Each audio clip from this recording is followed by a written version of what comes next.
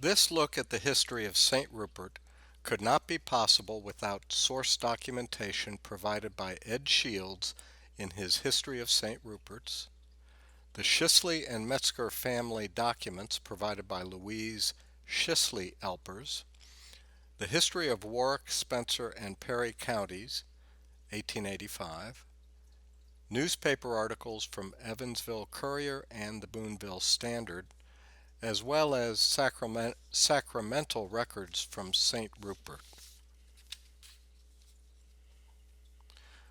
Conduct of this celebration is consistent with the master guidelines provided by the Diocese of Evansville during the parish merger in 2014, in which all were enjoined to honor the past and cherish the memories of it, name the present strengths and struggles, recognize the losses and hurts, and generate hopes and dreams for the future.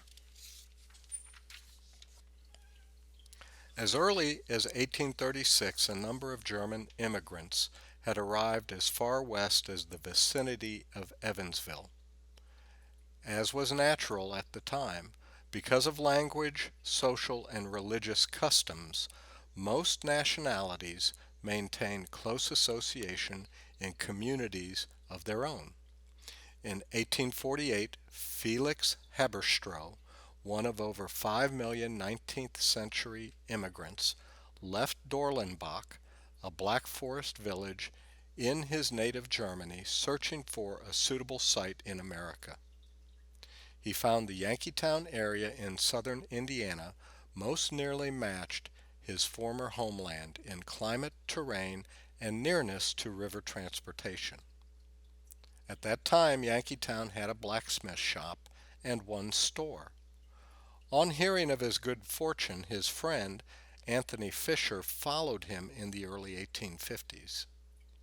Feeling that America offered great opportunities, there followed, at his bidding, a group of married couples, Mr. and Mrs. Boniface Herr, Mr. and Mrs. George Herr, Mr. and Mrs. Martin Wongler with 2 children, and Mr. and Mrs. Frank Metzger. Arriving in New York, they were forced to seek employment. During the 2.5 years they spent near Utica, New York, they were joined by Mr. and Mrs. Anthony Kaiser. The men and women both worked on farms, and because of distance, only infrequently were they able to attend to their religious duties. In fact, only through the goodness of one of the farm operators, who loaned them a team and a carriage, were they able to present their children for baptism at the Utica Church. They were able, in 1854, to proceed to their southern Indiana destination and meet with their friend Anthony Fisher. It is hard to determine the exact sequence of events leading to the establishment of the faith community that was to become St. Rupert's on Red Brush. What we can say for sure is that Felix Haberstroh, Anton Fisher, and family members, along with William Keller of Kentucky, were listed in the 1850 census for Anderson Township. By the census of 1860, the families of Bonnie and George Hare, Franz Metzger, Anthony and Charles Kaiser, George and Charles Brown, William Sensmeyer, Peter Clotton, John and Jacob Bickel, John Esther, and Caspar Bayard, all of Germany, joined Felix, William, and Anthony as occupants of Anderson Township. In the year 1854, missionary monks arrived from the Abbey of Einsiedeln, Switzerland, and began a foundation at St. Meinrad. The fathers came when possible to the homes of Anthony Kaiser or Anthony Fisher to offer Mass and baptize the children.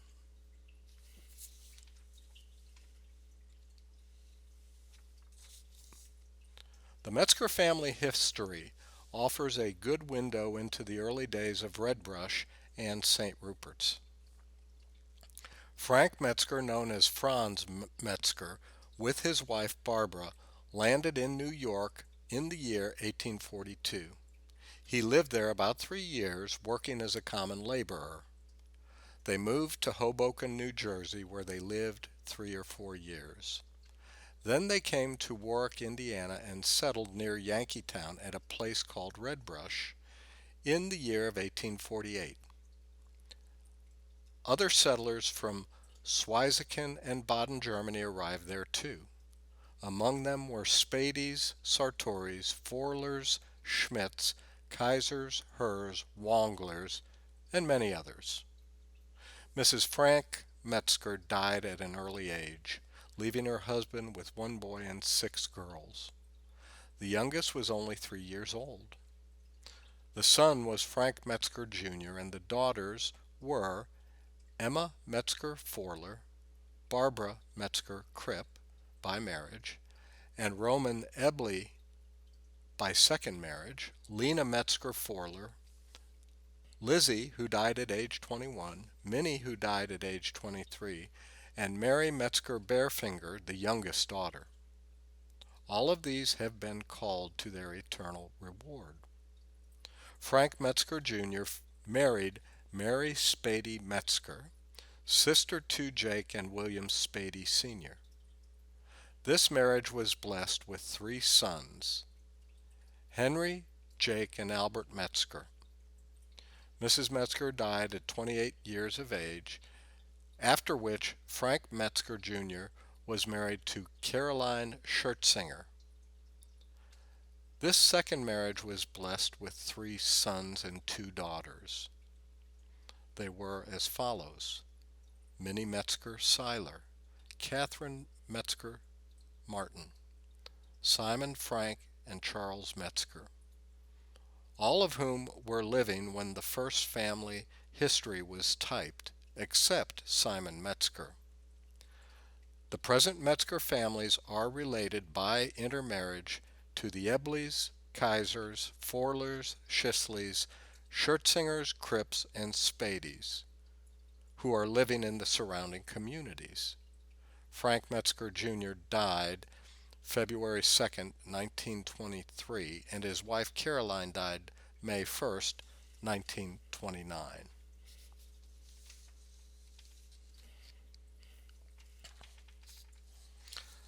By 1865, after the first Episcopal visit to the territory by the Most Reverend Maurice de Saint Pallais, Bishop of Vincennes, it was decided there was enough Catholic population in the Newburgh and Yankeetown area to warrant the construction of a church.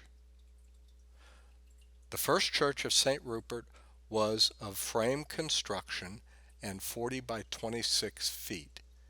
It was completed in 1865 and blessed by the Reverend Chrysotome Fofa on January 2nd, 1866.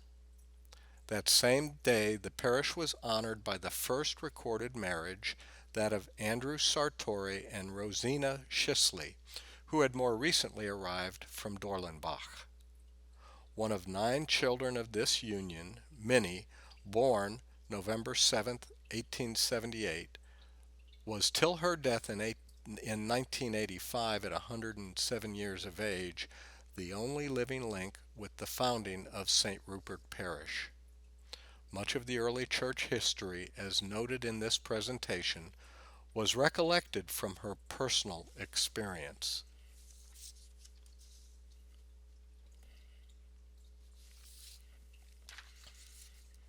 Father Marty of St. Meinrad was serving the Yankeetown community. In a letter to Father Rupert, Dean of Einsiedeln Abbey, Father Martin wrote in 1866 that last year he had a neat little church built at Yankeetown, later Redbrush, in Warrick County, around which a new flourishing parish was already gathered, and is visited by us once a month. At Father Rupert's earlier request, the new church had been named for his patron. Later, Father Martin asked Father Rupert to procure a statue of St. Rupert for the altar of the church. This beautiful statue arrived only after the death of Father Rupert in 1867 and is still a cherished heirloom of the church, taking its place on the gospel side of the high altar.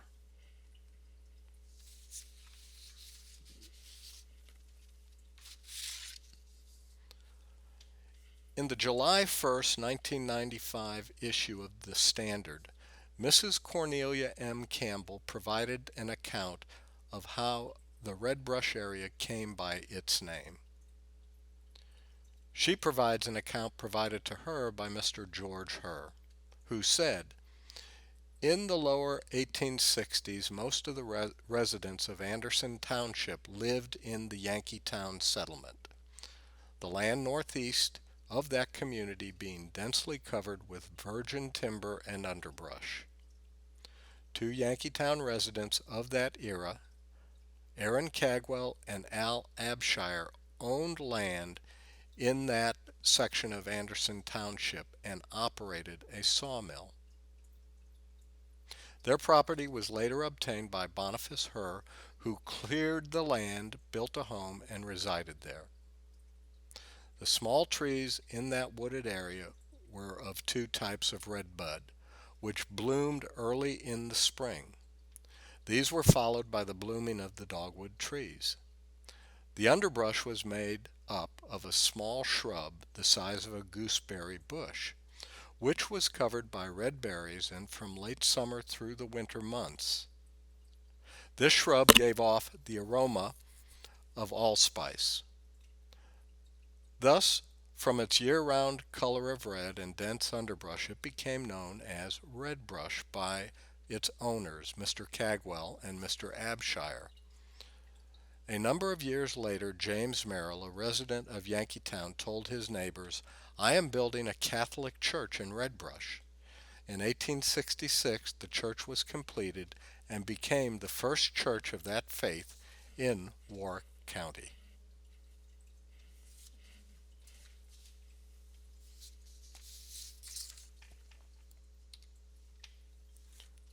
In the period 1893 through 1904, under the guidance of the first resident pastor, Father Charles Wagner, there was a intense time of growth as a rectory and the present church was built.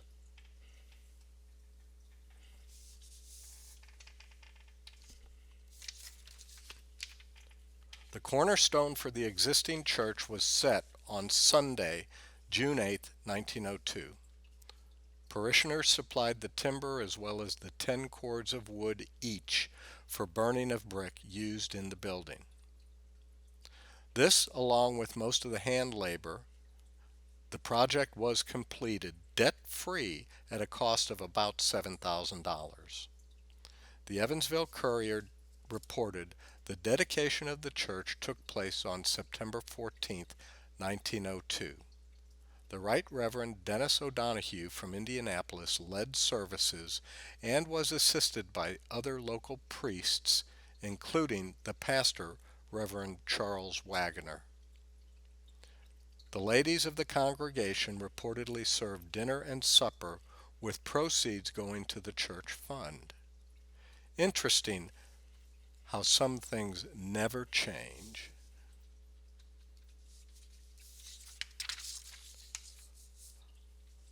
The land for the present church and rectory, as well as for St. Rupert's Cemetery, was donated by Boniface Herr and Anthony Kaiser. In fact, the center of the present church is directly over the original line dividing the two properties. Maintenance of the church cemetery, which had for many years been carried out by parishioners, has more recently been met by the St. Rupert Cemetery Fund. This is a sustaining fund contributed to by interested parishioners and former members who have since moved away but are anxious to see that the final resting place of their loved ones are respectfully maintained. Soon after the school was completed, the need for a better organized Soon after the church was completed, the need for a better organized school brought about the leasing from Anthony Kaiser of a plot of ground adjoining the plot he had contributed for the church site. The first one-room public school built by Anderson Township on this plot served as the community location for education until the 1890s when it was destroyed by fire. A second school of like construction served till consolidation caused its closing and removal in 1937. Cooperation between the township and the church allowed the use of the building for catechism classes on weekends and during vacation time. German remained the language at home and in school till the beginning of the First World War, when German was forbidden to be used in the school. The school site, by stipulation in the lease, stated that once it was no longer needed for a school, the site would revert to the original property. It became an unofficial parking area until 1973. In that year, Mrs. Mary Helen Nord, having purchased the adjoining land, contributed to the church the school site along with over 1 acre for cemetery expansion.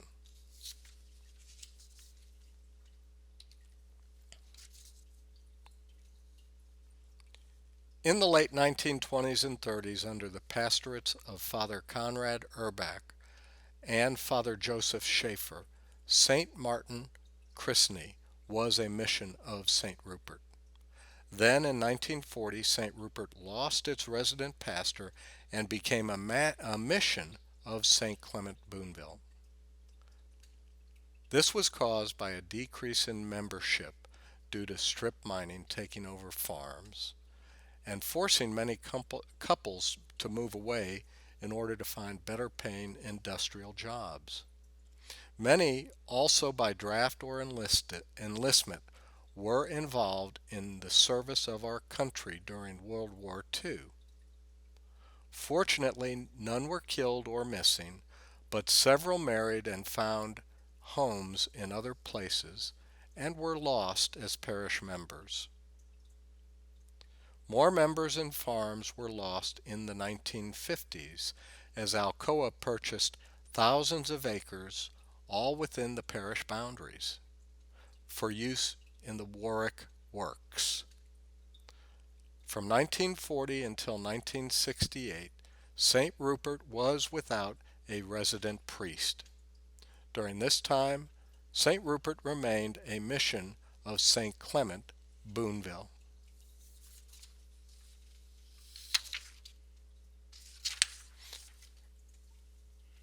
In 1968, Monsignor Herman Moots became resident pastor and served through 1975. Under his administration, St. Rupert Hall was constructed in 1972 to serve the need for CCD classrooms and as a social hall. Yankeetown Water Corporation began providing water to the community at this time.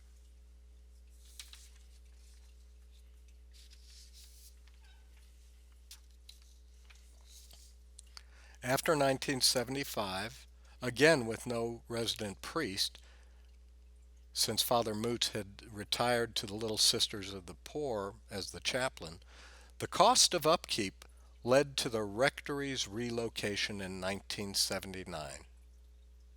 Hoping to preserve a bit of parish history and saving the nearly century-old structure, Claire Lou Keller, with parish council agreement, had the rectory relocated to a site on Yankeetown Road, directly across from the home of her parents, Mr. and Mrs. Leo C. Keller.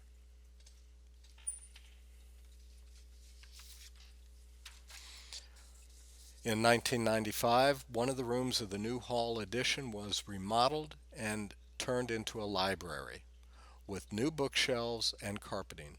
Also in 1995, statues in the church were reconditioned, damaged areas were repaired, and the entire list of statues were painted and restored to their original state. In 2002, the original slate roofing was removed and replaced with a lighter weight metal roof. In 2003, carpeting in the church was replaced and the PA system was upgraded. In 2004, Father Lowell Will became pastor to St. Rupert and is currently serving both St. Clement and St. Rupert.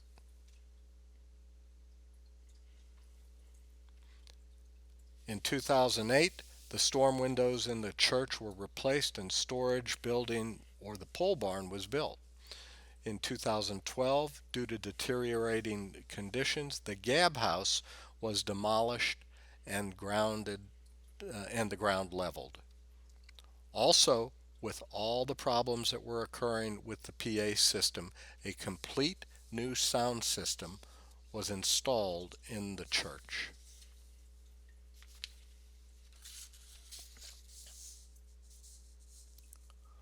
What can we learn from our past? I suggest we learn the following: value our faith and pass it on. Continual, Continually improve our surroundings. Improve and live within our means. Look after one another and expect change and deal with it.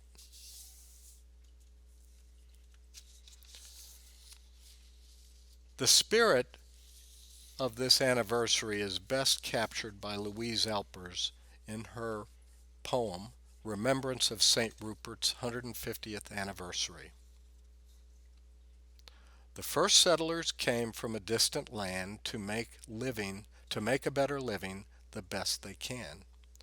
Religious from St. Meinrad and Ferdinand too spread the faith from ancestors and on to you. Many young men on battlefields lost, they served and died despite the cost. Others grew families, corn and meat to share with others so they too could eat. A little church in the country stood, the first one made only of wood. Rows and rows of timber seats, sun-drenched windows, their colors meet. Sometimes I sit in prayer quietly alone to share my thoughts with Jesus on my own. Today we share 150 years and remember loved ones gone so dear. Even the longest life is brief, and death will come just like a thief. People come from miles around to hear the bells in the tower make their sound. The air is perfumed with honeysuckle vines as bluebirds and sparrows dot electric lines. Burgoo and turkey shoots are clearly defined parts of St. Rupert's roots. Today we have churches of brick and stone, and at socials we can have ice cream cones. When I think about this lovely little place, it will always put a smile upon my face. Thank you, Louise.